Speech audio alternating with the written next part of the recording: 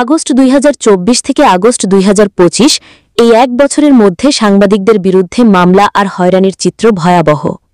প্রথমে আসি মামলার কথায়। অন্তত 137 জন সাংবাদিক এ সময়ে বিভিন্ন ফৌজদারি মামলায় অভিযুক্ত হয়েছেন। অভিযোগগুলো গুরুতর: হত্যা, চেষ্টামূলক হত্যা, অগ্নিসংযোগ, ভাঙচুর, হামলা, এমনকি অপহরণ পর্যন্ত। শুধু তাই নয়, শিক্ষার্থী আন্দোলনের সময় বিশেষ করে 2024 সালের জুলাই-আগস্টে আরও 266 জন সাংবাদিককে আসামির তালিকায় রাখা হয়। অনেকের বিরুদ্ধে একাধিক মামলা হয়েছে।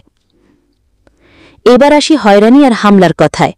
ট্রান্সপারেন্সি ইন্টারন্যাশনাল বাংলাদেশের রিপোর্ট বলছে, আগস্ট 2024 থেকে জুলাই 2025 পর্যন্ত অন্তত 496 জন সাংবাদিক বিভিন্নভাবে হয়রানি, হুমকি আর মামলার শিকার হয়েছেন।